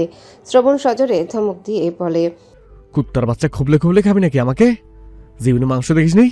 সোহা নিজের নখের দিকে তাকায়। শ্রবণের হাতের চামড়া ওর নখের ভেতর ঢুকে রয়েছে। পুনরায় শ্রবণের দিকে তাকিয়ে ভয়ে ভয়ে বলে, আমি ইচ্ছে করে করিনি, ভয় পেয়ে ধরতে গিয়ে। শ্রবণ ওয়াশরুমের দিকে এগিয়ে বলে, কিছুই করিনি, তাতে পিঠ প্যাট হাতের চামড়া খামচে তুলে ফেলেছিস। কিছু করলে না জানি কি করতি। ওয়াশরুম থেকে বেরিয়ে হাতের নখ বড় দেখলে প্লাস দিয়ে টেনে পুরোটাই তুলে ফেলবো। বলতে বলতে ভেতরে ঢুকে ধারাম করে দরজা লাগায়। কেঁপে উঠে হাতের নখের দিকে তাকায় সোহা। নখগুলো তো ছোট ছোটই। ও তো কোনো কালেই হাত পায়ের নখ বড় করে না। ওর হাতের নখের ধার বেশি। মাঝে মধ্যে তোর নিজের নখ দিয়ে নিজের চামড়ায় উঠে যায়। শ্রবণের ভয়ে নেল কাটার খুঁজতে শুরু করে, কিন্তু পায় না। ওয়াশরুমের দরজায় নখ করে। ভেতর থেকে শ্রবণের কর্কশ গলা স্বর ভেসে আসে, কি হয়েছে? নেল কাটার কোথায়? আমি সাথে করে নিয়ে এসেছি। সোহা শুষ্ক ওষ্ঠজোড়া জিহবা দিয়ে ভিজিয়ে বলে, খুঁজে পাচ্ছি না। ড্রিঙ্কস টেবিলের ডয়ারে খুঁজে দেখ। সোহা ড্রেসিং টেবিলের সামনে এসে দাঁড়ায়। পুনরায় তন্ন তন্ন করে খুঁজতে শুরু করে। অনেকক্ষণ খোঁজার পর পায়। ফ্লোরেই ল্যাটা দিয়ে বসে হাত পায়ের নখ কাটতে শুরু করে। দোষ করবে নিজে আর শাস্তি দেবে ওকে। পথচার ছেলে। কে বলেছিল ভাবে ধরে উঠে বসতে আর বিছানা থেকে নামতে? সোহার নখ কাটা হতে হতে শ্রবণ গোসল সেরে বেরিয়ে আসে। সোহা বসা থেকে উঠে নেল কাটারটা আগের জায়গায় রেখে দেয়। শ্রবণের দিকে একবার তাকিয়ে নিজের ড্রেস নিয়ে ওয়াশরুমে প্রবেশ করে। শ্রবণের ফর্সা চকচকে পিঠ লাল হয়ে আছে। প্রায় 10 মিনিট পেরিয়ে যায়। শ্রবণ ওয়াশরুমের দরজায় ধাক্কা দিয়ে বলে, ডাইনির বাচ্চা সারাদিন কি এখন ওয়াশরুমে বসে থাকবে নাকি? বেরোচ্ছিস না কেন এখনো? কি করছিস ভেতরে? হঠাৎ দরজায় ধাক্কা, শ্রবণের বাজখাই গলার স্বর শুনে চমকে ওঠে সোহা। শ্রবণ এখনো জিমে যায়নি। মরলি নাকি? কথা বলছিস না কেন? নাকি আরেকবারের কথা ভাবতে ভাবতে বের হওয়ার কথা ভুলে গেছিস? হয়ে গেছে, আসছি। 2 মিনিট পর চুলে টাওয়েল পেঁচাতে পেঁচাতে বেরিয়ে আসে সোহা। শ্রবণের দিকে তাকিয়ে দেখে ট্রাউজার টি শার্ট পরে দাঁড়িয়ে আছে। জিমে না গিয়ে ভেবে দাঁড়িয়ে আছে কেন? ভয়ে ভয়ে জিজ্ঞাসা করেই বসে, আজকে জিমে যাবে না? না, কফি নিয়ে আয় যা। সোহা সোজা রুম থেকে বেরিয়ে রান্নাঘরে চলে আসে। 11টার পর ফ্ল্যাট থেকে বেরিয়ে আসে শ্রবণ। বাইক নিয়ে সোজা চলে আসে বন্ধুদের কাছে। বাইরেও যেতে ইচ্ছা করছিল না, আবার ফ্ল্যাটেও থাকতে ভালো লাগছিল না। ভার্সিটির ক্যাম্পাসে ছিল ওর বন্ধুরা। সিফাত নামের ছেলেটি শ্রবণের দিকে তাকিয়ে বলে, হেলমেট খুলছিস না কেন? পর্দা শুরু করেছিস নাকি? পাশ থেকে রাব্বি নামের ছেলেটি হেলমেট খোলার চেষ্টা করলে শ্রবণ ঝাড়া দিয়ে ওর হাত সরিয়ে দিয়ে বলে, হাত দূরে রাখ। হেলমেট খোল। শ্রবণের হেলমেটের গ্লাস উঠিয়ে বলে। কেন? হাসানের নজর পড়ে শ্রবণের ডান হাতের দিকে লাল হয়ে ফুলে আছে একটা ছোট ক্ষত। শ্রবণ, তোর হাতে কি হয়েছে? শ্রবণ সহ বাকিদের নজর ওর হাতের দিকে পড়ে। রাব্বি থাবা দিয়ে হাতটা ধরে বলে, দেখে তো মনে হচ্ছে খামচির দাগ। আরে, আমাদের ভাবি খামচি দিয়েছে? শ্রবণ নজর হাসানের দিকে পড়তেই হাসান চোখ ইশারা করে। শ্রবণ কিছু না বলে রাব্বির হাত থেকে নিজের হাত ছাড়িয়ে নিয়ে বলে, ভাবি খামচি দিয়েছে নাকি বিলাই খামচি দিয়েছে সেটা তো তোদের জানার প্রয়োজন নেই, তাই না? কেন প্রয়োজন নেই? বিলাই খামচি দিলে ভ্যাকসিন দিতে হবে, আর ভাবি খামচি দিলে? পুরো কথা শেষ না করে চোখে মুখে দুষ্টামির হাসি ফুটিয়ে তোলে শ্রবণ। বিরক্ত হয়ে বলে, ভালো লাগছে না, খামচি খেতে ইচ্ছে করছে। ভাই, আমার বউ নেই আর বিলায়ও নেই, তাই খামচি খাওয়ার চান্সও নেই। আমি তো আছি, আয়। কোথায় কোথায় খামচি খেতে চাস দিয়ে দেই। বিকজ তোর খামচি দর কেউ নেই, সেজন্য। হেলমেট খোলতো, তোর চেহারা দেখি। গত রাত থেকে তোর চেহারা দেখা হয়নি। শ্রবণ আগের চেয়েও বেশি বিরক্তি প্রকাশ করে বলে, কি হেলমেট নিয়ে পড়ছিস সবাই? তুই কিসের পর্দা করছিস? শ্রবণ হেলমেট খুলে ফেলে। ওর চেহারা দেখে কিছুক্ষণ 5 জন হাঁ করে তাকিয়ে থাকে। হাসান বিস্ময় নিয়ে বলে, শ্রবণ, তোর গালে কি হয়েছে? সকলের একই প্রশ্ন। শ্রবণ গম্ভীর স্বরে বলে, ব্যথা পেয়েছি দেখছিস? কিভাবে পেয়েছিস সেটা জিজ্ঞেস করছি। ভাবি কামড় দিয়েছে নাকি? সাকিব সিফাতের মাথায় চাটি মেরে বলে, কামড় দিলে এমন হয়, অন্য কিছু হয়েছে। তোরা থামবি নাকি ওকে ওকে বলতে দে? শ্রবণ বলে না কিছু। পুনরায় হেলমেট পরে বাইকের উপর বসে থাকে। সকলের দৃষ্টি ওর দিকে স্থির। শ্রবণ কপাল ভ্রু কুচকে সকলের দিকে নজর বুলিয়ে বলে, এভাবে দেখা বন্ধ কর সবাই। রাত 12টার পর বাড়িতে ফেরে হাসান। এতক্ষণ বন্ধুদের সঙ্গে আড্ডা দিল। মিসেস রিমা নিজেদের রুমের দিকে এগিয়ে যান। হাসান নিজেও নিজের রুমে চলে আসে। ফ্রেশ হয়ে ওয়াশরুম থেকে বেরিয়ে দেখে ওর বিছানার উপর রীতা বসে আছে। ওকে দেখেই হাসান কপাল ভ্রু কুচকে তাকিয়ে থাকে কিছুক্ষণ। আলমারি থেকে দ্রুত টি শার্ট বের করে গায়ে জড়ায়, ঘুরে দাঁড়িয়ে বলে, এত রাতে না ঘুমিয়ে তুই এখানে কেন? যা নিজের রুমে। আমি যে তোমাকে একটা জিনিস আনতে বলেছিলাম, সেটা এনেছো? হাসান চোখ বন্ধ করে বিড়বিড় করে বলে, ওহ শিট, এখন এটার জন্য আমার মাথা খাবে বাচালটা। রীতার মুখের দিকে তাকিয়ে বলে, ভুলে গেছি, আগামীকাল এনে দেব। রীতা গাল ফুলিয়ে বলে, কি? আমি সে বিকেল থেকে অপেক্ষা করে আছি, আর তুমি আনতেই ভুলে গেছো? এখন গিয়ে ঘুমা, আগামীকাল এনে দেব বলছি তো। রীতা ওষ্ঠজোড়া উল্টে বলে, তুমি ইচ্ছে করে আনোনি। বলছি তো ভুলে গেছি, আগামীকাল এনে দেব। আমাকে সঙ্গে নিয়ে যেতে হবে, নয়তো এখনই এনে দেবে। তোকে কোথাও নিয়ে যেতে পারবো না আমি। এখনই এনে দাও তাহলে। দোকানদাররা তো তোর জামাই আর শ্বশুর হয়, তাই তোর জন্য এই মাঝরাতে দোকান খুলে বসে আছে। আস্তাগফিরুল্লাহ, দোকানদাররা কেন আমার জামাই আর শ্বশুর হবে? আমার জামাই তো তুমি হবে। শ্বশুর কোথায় রয়েছে সেটা তো জানি না। বাচালের বাচ্চা, আরেকটা উল্টোপাল্টা কথা বলবি তোর লাথি দিয়ে তোর মাজা ভেঙে দেব। বেয়াদ্দপ কোথাকার। যা বের হ আমার রুম থেকে। যাব না। উল্টোপাল্টা কথা কখন বললাম? ওর মতো বাচালকে কে বিয়ে করবে? সারা জীবন সিঙ্গেল থাকবো, তবু তোকে বিয়ে করব না। দেখা যাবে সেটা, কাকে বিয়ে করো। এই, তুই বের হ আমার রুম থেকে। যাব না। কবে থেকে মামাকে বলছি এই আপদটাকে বিয়ে দিয়ে বাড়ি থেকে বিদায় করতে, কিন্তু মামা শুনছেই না আমার কথা। আগামী 1 সপ্তাহের মধ্যে তোর জন্য পাত্র খুঁজে নিয়ে আসব। না পেলে রাস্তা থেকে পাগল ধরে নিয়ে এসে বিয়ে দিয়ে দেব। তারপর 2 পাগল মিলে একসঙ্গে পাগলামি করবি। এখন বের হ আমার রুম থেকে। এক কথা কতবার বলতে হয় তোকে, হ্যাঁ? কথাগুলো বলতে বলতে রিতার কাছে এগিয়ে আসে, হাত ধরে টেনে তুলতে তুলতে বলে, যা গিয়ে ঘুমা। আগামীকালই তোর জন্য জামাই খুঁজে নিয়ে আসবো। দুজন মিলে একসঙ্গে রাত জাগবি আর পাগলামি করবি। আমি কি অন্যের জন্য পাগলামি করি? তোমার জন্য পাগল হয়েছি আর তোমার জন্যই পাগলামি করি। তোর পাগলামি আমি সহ্য করতে পারবো না। তোর মতো পাগল না আমি। রিতাকে টেনে নিয়ে রুমের বাইরে বের করে দিয়ে মুখের উপরে ঠাস করে দরজা লাগিয়ে দেয়। রিতা বাইরে থেকে বলে, কালকে 9 দিলে দেখে নিও কি করি আমি। যেমন ছবি দিয়েছি তেমনই যেন হয়। গিয়ে ঘুমাবি নাকি বাড়ির বাইরে নিয়ে রেখে আসবো শেয়াল কুকুরের সঙ্গে? রিতা নিজে রুমের দিকে এগিয়ে যেতে যেতে বলে, যেখানে তোমার মতো বাঘকে ভয় পাই না সেখানে সামান্য শিয়াল কুকুরকে কে ভয় পায়? একা একা বকবক করতে করতে নিজের রুমে চলে আসে। সেই বিকেল থেকে অধীর আগ্রহে বসেছিল আর এখন এসে বলছে আনেনি, ভুলে গেছে। শুধু শুধু সাধের ঘুমের 12টা বাজালো। বন্ধুদের সাথে থাকলে দিন দুনিয়া আর খেয়াল থাকে নাকি? খাওয়া শেষ করে বেডরুমের দিকে এগিয়ে যায় শ্রবণ। সোহা ডাইনিং টেবিল গুছিয়ে রেখে একটু থালা বাসনে রান্নাঘরে প্রবেশ করে। থালা বাসন ধুয়ে রেখে শ্রবণের জন্য কফি বানিয়ে নিয়ে রুমে ফিরে আসে শ্রবণ। আবার তৈরি হচ্ছে বের হওয়ার জন্য। কফির মগ এগিয়ে ধরে বলে, তোমার কফি। শ্রবণ সোহার হাতের দিকে তাকিয়ে মুখের দিকে তাকায়, পুনরায় আয়নার দিকে তাকিয়ে চুল ঠিক করতে করতে বলে, রাখ টেবিলের উপর। সোহা সেন্টার টেবিলের কাছে এগিয়ে এসে টেবিলের উপর কফির মগ রেখে বিছানায় বসে। খাওয়ার পর এখন ঘুম ঘুম ভাব হচ্ছে। চোখ বন্ধ করে শুয়ে থাকলে ঘুমিয়ে যাবে। শ্রবণ পুরোপুরি তৈরি হয়ে এসে কফির মগ হাতে তুলে নেয়। কফির মগে চুমুক দিতে দিতে ফোন পকেটে ভরে নেয়। সোহার মুখের দিকে তাকিয়ে দেখে সোহা হাই তুলছে বসে বসে। ঘুমের কারণে চোখ দুটো ছোট ছোট হয়ে এসেছে। শ্রবণকে নিজের দিকে তাকিয়ে থাকতে দেখে মাথা নত করে নেয় সোহা। কফি খাওয়া শেষ করে মগটা টেবিলের উপর রেখে রুম থেকে বেরিয়ে যায়। শ্রবণ বেরিয়ে যেতে সোহা লম্বা হয়ে শুয়ে পড়ে। এখন ঘুমাবে শান্তিমতো। শ্রবণের ভয়ে এতক্ষণ বসেছিল। ঘড়ির কাঁটা ঘুরতে ঘুরতে বিকাল 4টা বেজে গেছে। হাসান শপিং মলে যাবে। বন্ধুদের জানাতেই সবাই যাওয়ার জন্য আগ্রহ প্রকাশ করে। শ্রবণের ইচ্ছে না থাকলেও হাসানের জন্য রাজি হয়েছে। 6 বন্ধু বাইক নিয়ে সোজা শপিং মলে চলে আসে। বাইক পার্কিং করে রেখে ভেতরের দিকে পা বাড়ায় সবাই। সাকিব হাসানের দিকে তাকিয়ে বলে, কি কি কিনবি? নূপুর? নূপুর কার জন্য? কার জন্য আবার? ওই বাচালের জন্য।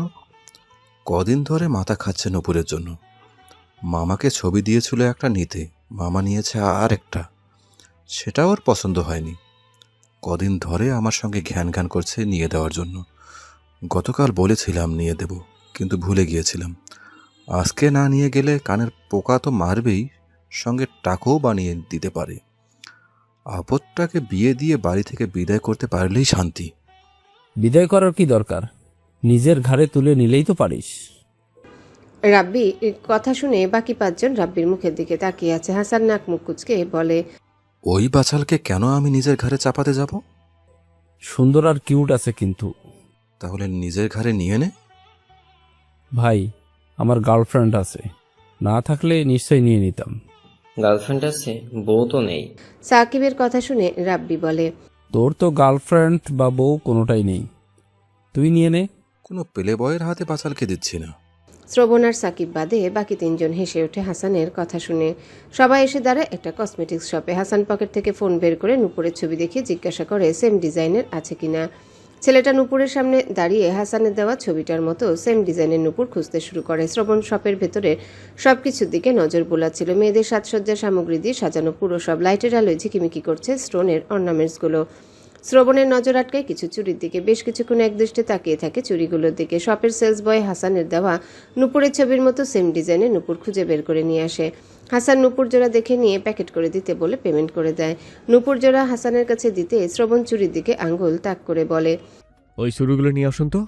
শ্রবণের কথা শুনে সবাই ওর দিকে তাকায়। ছেলেটা শ্রবণের দেখানো চুরিগুলো নিয়ে আসে।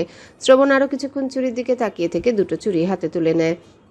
ছেলেটাকে দেখিয়ে বলে, এগুলোর দাম কত? 400। শ্রবণ চুরি 2টো পকেটে ভরে নেয়। ছেলেটা বলে, স্যার প্যাকেট করে দিই? প্রয়োজন নেই। পেমেন্ট করে দিয়ে হাসানের দিকে তাকিয়ে বলে, তোর হয়েছে নাকি আরো কিছু নিবি? হয়েছে, চল। হাসান হাঁটতে হাঁটতে শ্রবণের মুখের দিকে তাকায় একবার। শ্রবণের মুখে মাস্ক রয়েছে, চোখ দুটো গম্ভীর দেখাচ্ছে। বাইরে এসে বাইকে উঠে বসে শ্রবণ বন্ধুদের দিকে তাকিয়ে বলে, তোরা যা, আমি এখন আর কোথাও যাব না। সন্ধ্যার পর। না। শ্রবণ বেডরুমে এসে দেখে সোহার রুমে নেই। ওয়াশরুমের দিকে তাকিয়ে দেখে দরজা খোলা। পকেট থেকে চুরি জোড়া বের করে ড্রেসিং টেবিলের উপরে রাখে। শার্টের বোতাম খুলতে খুলতে সোহার নাম ধরে ডাকে গলা ছেড়ে। রান্নাঘর থেকে ছুটে আসে সোহা। শ্রবণ ফ্ল্যাটে ফিরেছে বুঝতেই পারেনি। হ্যাঁ বলো। রান্নাঘরে। শ্রবণ কিছু না বলে ওয়াশরুমে প্রবেশ করে ফ্রেশ হওয়ার জন্য। সোহার নজর পড়ে ড্রেসিং টেবিলের উপরে থাকা চুড়ির উপর। এগিয়ে এসে চুড়ি দুটো হাতে তুলে নেয়। অনেক সুন্দর চুড়ি দুটো। কার এই চুড়ি জোড়া? ওর জন্য এনেছে নাকি অন্য কারো? শ্রবণের রাগের মুখে পড়ার ভয়ে চুড়ি দুটো আগের জায়গায় রেখে সরে দাঁড়ায়। শ্রবণ ফ্রেশ হয়ে এসে ড্রেসিং টেবিলের উপরে থাকা চুড়ি দুটোর দিকে তাকায়। সোহার দিকে তাকিয়ে গম্ভীর স্বরে বলে, চুরি দুটো এখনো ওখানে কেন? কি করব? চুরি দিয়ে মানুষ কি করে? চুড়ি আমার জন্য এনেছো? না, আমার আরো 15-20টা বউ আছে, তাদের জন্য এনেছি। সোহা এগিয়ে এসে ড্রেসিং টেবিলের উপর থেকে চুড়ি দুটো হাতে তুলে নেয়। শ্রবণের দিকে একবার তাকিয়ে দুটো দুই হাতে পড়ে। চুড়ি হাতে আরও সুন্দর লাগছে হাত দুটো। ড্রেসিং টেবিলের আয়নায় নিজের হাত দুটো দেখতে থাকে সোহা। শ্রবণ সোহার হাত দুটোর দিকে তাকিয়ে আছে। যতটা ভেবেছিল তার চেয়ে বেশি সুন্দর লাগছে সোহার হাত দুটো। সোহা ঘুরে তাকাতে শ্রবণ দৃষ্টি সরিয়ে নিয়ে রুম থেকে বেরিয়ে যায়। সোহা হাত দুটোর দিকে আবারও তাকিয়ে হেসে ওঠে। মনটা ভীষণ খুশি খুশি হয়ে গেছে। শ্রবণ যে কোনোদিনও নিজে থেকে ওর জন্য কিছু নিয়ে আসবে এটা কল্পনায়ও ভাবেনি। সোহা। শ্রবণের ডাক শুনে দ্রুত রুম থেকে বেরিয়ে আসে। শ্রবণ সোফায় বসে আছে। সোহার দিকে তাকিয়ে বলে, কফি নিয়ে আয়। নিয়ে আসছি। কিছু দূর এগিয়ে আবারও পিছনে ফিরে বলে, শরবত খাবে? শ্রবণ বলে না কিছু। বানিয়েছিলাম, যদি খাও তাহলে নিয়ে আসি। নিয়ে আয়। সোহা রান্নাঘরে এসে জগ থেকে গ্লাসে শরবত ঢেলে শ্রবণের জন্য নিয়ে আসে। শ্রবণ এক চুমুকে পুরো গ্লাস খালি করে। ঠান্ডা ঠান্ডা লেবু শরবত খেয়ে ভেতর পর্যন্ত ঠান্ডা হয়ে গেছে। সোহা খালি গ্লাস নিয়ে পুনরায় রান্নাঘরের দিকে এগিয়ে যেতে নিলে শ্রবণ বলে, কফি লাগবে না এখন। আচ্ছা। সোহা রান্নাঘরে এসে নিজেও গ্লাসে শরবত ঢেলে খায়। শরবত বানিয়েছিল। খাওয়ার আগে শ্রবণ ডাক দিয়েছিল। 8টার পর ডিনার করতে আসে দুজন। সোহা আগে শ্রবণের জন্য খাবার বেড়ে দেয়। শ্রবণের দৃষ্টি সোহার হাতের দিকে স্থির। জুয়েলারি পরলে মেয়েদের এত সুন্দর লাগে। নাক ফুল খুলে ফেলেছিল বলে কেমন দেখাচ্ছিল। আজকে চুরি জোড়া হাতে দেওয়া হাত দুটো সুন্দর লাগছে। মুখ তুলে সোহার মুখের দিকে তাকায়। দৃষ্টি বিনিময় হয় দুজনের। সোহা দ্রুত দৃষ্টি সরিয়ে নেয়। শ্রবণের চোখের মুখের দিকে তাকিয়ে থাকতে পারে না। খেতে বস। সোহা চেয়ার টেনে বসে চুপচাপ খাওয়া শুরু করে। খাওয়ার ফাঁকে ফাঁকে বেশ কয়েকবার শ্রবণকে জিজ্ঞাসা করে ওর কিছু লাগবে কিনা। রাত 11টা। সোহা ফ্রেশ হয়ে এসে শুয়ে পড়ে। শ্রবণ ফোনে কথা বলছে। কথা বলতে বলতে রুমের লাইট অফ করে শুয়ে পড়ে বিছানায়।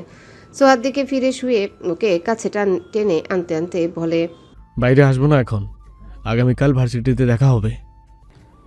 এখন বউ আছে, বউ রেখে কি এখন আমাদের গলা ধরে বসে থাকবে নাকি এই রাতের বেলা? সোহা স্পষ্ট শুনতে পায় কথাগুলো। কে বলল এগুলো তা সোহার অজানা। শ্রবণ একটা গালি দিয়ে কল কেটে দিয়েছে। ফোন রেখে দুই হাতে জড়িয়ে ধরে সোহাকে। আগে ধরতো বালিশ জড়িয়ে, আর এখন ধরে সোহাকে। সোহাকে জড়িয়ে ধরে ঘুমানোর পর থেকে শ্রবণের সঙ্গে একটা ঘটনা ঘটে না। এখন আর আগের মতো ঘুমের ঘরে চিৎকার করে ওঠে না। ভার্সিটি থেকে ফিরে সোহাকে ফ্ল্যাটে রেখে ফ্রেশ হয়ে আবারও বেরিয়ে আসে শ্রবণ। 6 বন্ধু বাইক নিয়ে ঘুরতে যাওয়ার প্ল্যান করেছে। প্রত্যেকের বাইকের স্পিড 100-র উপর। শো শো শব্দে ছুটে চলেছে পিচ ঢালা পথ ধরে। রাস্তা ফাঁকা পেয়ে শ্রবণ বাইকের স্পিড আরও বাড়িয়ে দেয়। পেছন থেকে হাসান চিৎকার করে বলছে স্পিড কমানোর জন্য, কিন্তু চিৎকার হয়তো শ্রবণের কানে পৌঁছায়নি। সামনের রাস্তা ব্লক করে দুটো লরি ছুটে চলেছে প্রতিযোগিতা করে। শ্রবণ বাইকের স্পিড কমায়, কিন্তু পেছন থেকে ছুটে আসা আরেকটা বাইক ওর বাইকে ধাক্কা মারে। ব্যালেন্স রাখতে না পেরে বাইক থেকে ছিটকে পড়ে শ্রবণ। পিচ ঢালা রাস্তায় ছিটকে পড়ে সোজা লরির নিচে ঢুকে যায়। হাসান পেছন থেকে অ্যাক্সিডেন্ট হওয়ার দৃশ্যটুকু দেখেছে। শ্রবণ শুধু ওর বন্ধু নয়, ওর ভাইয়ের মতোই। তাড়াহুড়ো করে বাইক কোনো রকমে থামিয়ে শ্রবণের নাম ধরে চিৎকার করে ডেকে দৌড়ে এগিয়ে আসে। হসপিটালের বেডে শুয়ে আছে শ্রবণ। হাতে স্যালাইন চলছে। উদাম গায়ে ক্ষত চিহ্নগুলো জলজল করছে। হেলমেট থাকায় মুখে বা মাথায় আঘাত লাগেনি। ডান পাশের পিঠে হাত পা ছিলে গেছে অনেকখানি করে। লরির নিচে ঢুকে গেলেও জানে বেঁচে গেছে। এবার সেরকম বড় কোনো ক্ষতি হয়নি। চাকার নিচে পড়লে খবর ছিল আজ। ভয়ে তো হাসানের শরীর কাঁপছিল। লরির নিচে মাঝখানে পড়েছিল, তাই এখনো আস্ত আছে। পেছনের বাইকের ছেলের হাত ভেঙে গেছে একটা। দুজনের বাইকেরই ক্ষতি হয়েছে। রাত 10টা বেজে গেছে। শ্রবণের স্যালাইন শেষ হতে আরও 5-7 মিনিট লাগবে। পরপর দুবার রিং বেজে কল কেটে যায়। ফোনে আবার রিং বেজে উঠতে চোখ মেলে তাকায় শ্রবণ। হাসানের দিকে তাকিয়ে বলে, কে কল করেছে? হাসান ফোন হাতে নিয়ে স্ক্রিনে তাকিয়ে বলে, ডাইনির 2 নম্বর বাচ্চা। হাসানের কথা শুনে বাকি 4 জন হো হো করে হেসে উঠে হাসান ওদের ধমক দিয়ে বলে, চুপ কর, এটা হসপিটাল। চারজন চুপ হয়ে যায়। শ্রবণ হাত বাড়ায় ফোন হাতে নেওয়ার জন্য। হাসান ফোন দেয় শ্রবণের হাতে। কল রিসিভ করে কিছু বলার আগেই ওপাশ থেকে ভেসে আসে সোহার কান্না মিশ্রিত গলার স্বর। কোথায় তুমি? এখনো আসছো না কেন? কি হয়েছে? ভয় লাগছে আমার, তুমি দ্রুত আসো, ফ্ল্যাটে যেন কি আছে। আগের চেয়েও বেশি কান্না করে দিয়েছে সোহা। শ্রবণ গম্ভীর স্বরে বলে, আসছি। একটু তাড়াতাড়ি আসো। শ্রবণ কল কেটে দেয়। স্যালাইনের দিকে তাকিয়ে নিজের হাতের দিকে তাকায়। কেউ কিছু বুঝে ওঠার আগে ওয়ান টাইম ব্যান্ডেজটা তুলে সুই খুলে ফেলে হাত থেকে। হাসান তাড়াহুড়ো করে বলে, আরে কি করছিস? স্যালাইন শেষ হয়নি এখনো। শ্রবণ উঠে বসতে বসতে বলে, শার্ট কই আমার? ওটা আর পরার মতো অবস্থায় নেই। দে তুই। পরা যাবে না ভাই, ক্ষত স্থানে নোংরা লাগবে। এখন কি খালি গায়ে ফ্ল্যাটে ফিরবো? দে তুই, যা হবে দেখা যাবে। হাসান নিজের গায়ের শার্ট খুলে দেয়। শার্টের ভেতর শর্ট স্লিভ টি শার্ট আছে। এটা পর। শ্রবণ কথা না বাড়িয়ে শার্ট নিয়ে পড়ে। হাসান নিজেই সুজোড়া পরিয়ে দেয়। ফোন ওয়ালেট পকেটে ভরে কেবিন থেকে বের হয়। হাঁটতে গিয়ে বেশ বেগ পেতে হচ্ছে। হসপিটালের বিল পরিশোধ করে ওষুধ মলম আর অয়েনমেন্ট কিনে নেয়। শ্রবণের বাইক ওর ফ্ল্যাটের পার্কিংয়ে আগেই রেখে আসা হয়েছে। ওটা ঠিক না করে চালানো যাবে না। চারজনের কাছ থেকে বিদায় নিয়ে উবারে উঠে বসে দুজন। হাসান শ্রবণকে ফ্ল্যাটে পৌঁছে দিয়ে নিজ বাড়িতে ফিরে যাবে। বহুতল ভবনের সামনে এসে দাঁড়ায় উবার। ভাড়া পরিশোধ করে দুজনে ভেতরের দিকে আগায়। হাসান বলে, এখন তুই একা না, নিজের সঙ্গে একজনকে জড়িয়েছিস। নিজের কথা না ভাবলেও তার কথা ভাবিস। শ্রবণ শান্ত দৃষ্টিতে তাকিয়ে বলে, কি ভাববো? তোর কিছু হয়ে গেলে। শ্রবণ কিছু বলতে গিয়েও থেমে যায়। হাসান আবারও বলে, আজকে যেভাবে লরির নিচে পড়েছিলি, যদি কিছু হয়ে যেত? হয়নি তো। হয়নি হতে কতক্ষণ? এত স্পিডে গাড়ি কেন চালাতে যাওয়া হবে? একটু আস্তে চালালে কি গন্তব্যে পৌঁছানো যাবে না? বাহ, স্পিডে বোধহয় আমি একাই চালাই, আর তুই বোধহয় পিঁপড়া গতিতে চালাস, তাই না? দোষ আমার ছিল না, সেটা তুই জানিস। হাসান চুপ করে থাকে। ছেলেকে বুঝিয়ে লাভ নেই। ফ্ল্যাটের সামনে এসে দাঁড়ায় দুজন। দরজা খুলে ভেতরে প্রবেশ করে শ্রবণ। হাসানকে ভেতরে আসতে বললে আসে না। ওষুধের প্যাকেট শ্রবণের হাতে দিয়ে বলে, ভেতরে যাব না, ভালো থাকিস, আগামীকাল দেখা হচ্ছে। সাবধানে যাস। হাসান উল্টো ঘুরে লিফটের দিকে এগিয়ে যায়। শ্রবণ দরজা লাগিয়ে রুমের দিকে এগিয়ে আসে। রুমে এসে দেখে রোজকার মতন সোহা ব্ল্যাঙ্কেট দিয়ে আগাগোড়া ঢেকে বসে আছে। শ্রবণের উপস্থিতি টের পেয়ে মুখ তুলে তাকায় সোহা। শ্রবণকে দেখে ব্ল্যাঙ্কেট সরিয়ে বিছানা ছেড়ে নেমে দাঁড়ায় দ্রুত। শ্রবণের গা ঘেঁষে দাঁড়িয়ে কান্না আর ভয় জড়ানো গলায় বলে, আজকে এত রাত পর্যন্ত বাইরে ছিলে কেন? আমি কত ভয় পেয়েছিলাম। কি হয়েছে? ডাইনিং টেবিলের ওখানে যেন কি আছে। কি আছে? সোহা কাঁদতে কাঁদতে দুদিকে মাথা নেড়ে বলে, জানি না আমি। শ্রবণ হাতে থাকা ওষুধের প্যাকেট বিছানার উপর রেখে বলে, আয় দেখি কি আছে। কোনো বাঘ নাকি ভালুক তোকে খেতে এসেছে? না, আমি যাব না ওখানে। কথা না বাড়িয়ে চুপচাপ আয়। সোহার হাত ধরে টেনে নিয়ে রুম থেকে বের হয় শ্রবণ। সোহা ভয় একদম শ্রবণের গা ঘেঁষে হাঁটতে থাকে, সামনের দিকে দৃষ্টি রেখে হেঁচকি তুলে কাঁদছে এখনো। শ্রবণ সোহার দিকে তাকায় একবার। একটা মানুষ এত ভয় কিভাবে পায়? ডাইনিং টেবিলের কাছে এগিয়ে আসে, দাঁড়ায় দুজন। শ্রবণ আশেপাশে নজর বুলিয়ে বলে, কোথায় কি? এখানে তো কিছুই নেই। ছিল, আমি কাঁচ ভাঙার আওয়াজ শুনেছিলাম। শ্রবণ ফ্লোরে দৃষ্টি বুলায়। টেবিলের পাশে একটা কাঁচের গ্লাস ভাঙা পড়ে আছে। সোহার নজরেও পড়ে ভাঙা গ্লাসটা। দেখছো, গ্লাস ভেঙে পড়ে আছে। কিছু ছিল এখানে।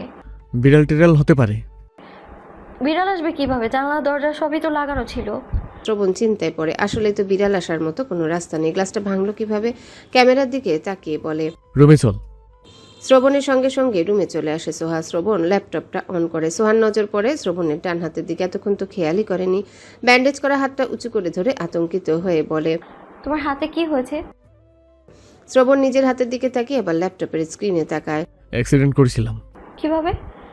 লরির নিচে পড়ে গেছিলাম বাইক থেকে পড়ে। সোহার বুক কেঁপে ওঠে শ্রবণের কথা শুনে। লরির নিচে ঢুকে গিয়েছিল মানে কি? শ্রবণ আবারও বলে, আজকে একটুর জন্য বিধবা হসনি।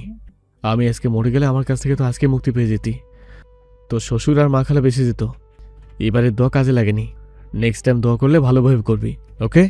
শ্রবণের কথা শুনে সোহার চোখ জোড়া পানিতে টইটুম্বর হয়ে গেছে। গ্লাস ভাঙার আওয়াজ কখন পেয়েছিলি? সোহা চোখের পানি মুছে ধরা গলায় বলে, তোমাকে কল করে কিছুক্ষণ আগেই। শ্রবণ ক্যামেরা ভিডিও রেকর্ড বের করে বলে, এই দেখ, ওইটা ইঁদুর ছিল। সোহা ল্যাপটপের স্ক্রিনে তাকায়। বড় একটা ইঁদুরের ধাক্কায় গ্লাসটা পড়ে গেছে। যেহেতু গ্লাসটা কর্নারে ছিল তাই একটু ধাক্কা লাগতেই পড়ে গেছে। শ্রবণ ল্যাপটপ বন্ধ করে দেয়। ডান হাতে ব্যান্ডেজ থাকলেও বাম হাত ঠিক আছে। গায়ের শার্ট খুলতে সোহার চোখ জোড়া বড় বড় হয়ে যায়। মুহূর্তে চোখ জোড়া আবারও পানিতে টইটুম্বর হয়ে যায়।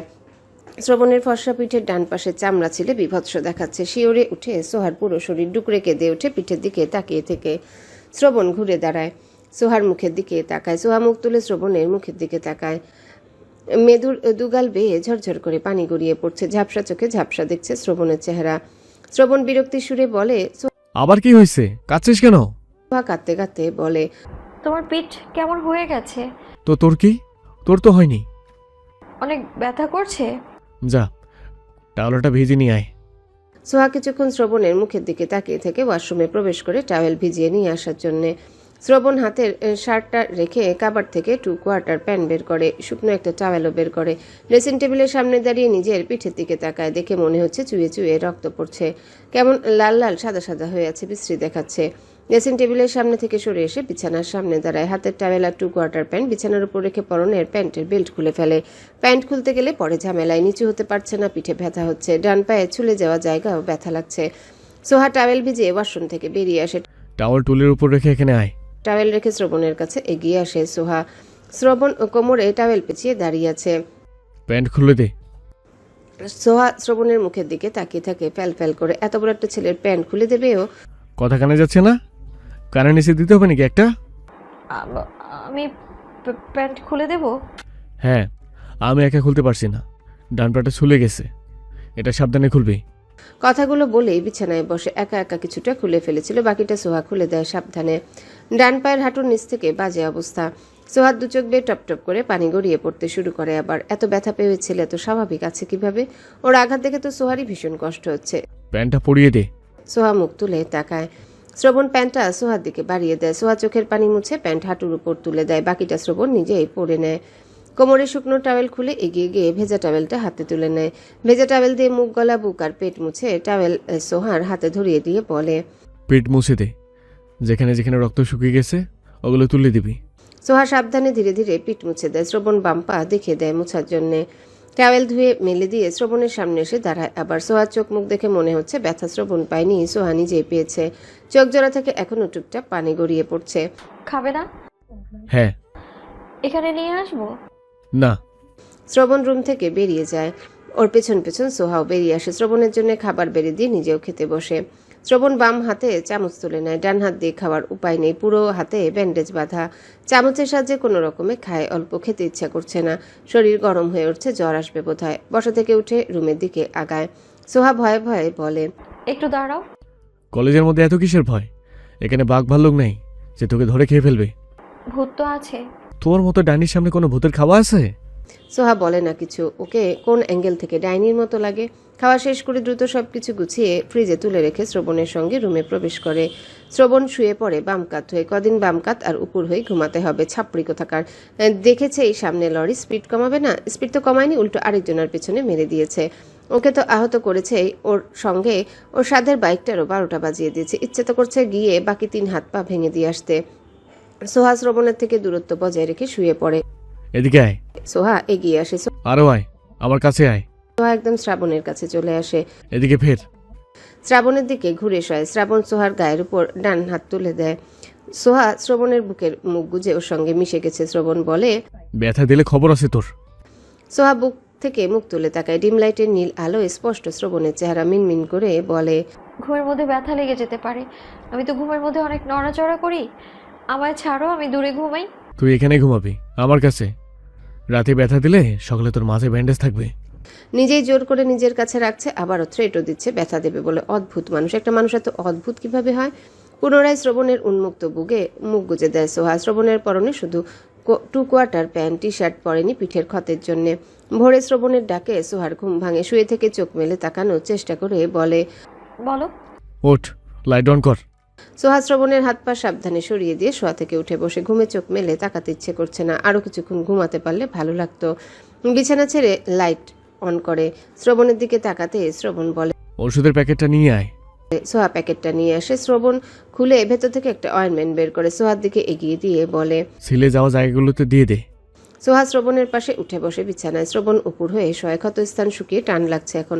নড়াচড়া করলেই বোধহয় চামড়া ফেটে রক্ত বেরিয়ে আসবে এমন মনে হচ্ছে। ব্যথাও করছে ভীষণ। রাতে ওষুধের প্রভাবে সেরকম কিছু অনুভব না হলেও এখন নড়তেও ইচ্ছা করছে না। ব্যথায় টনটন করছে পুরো শরীর।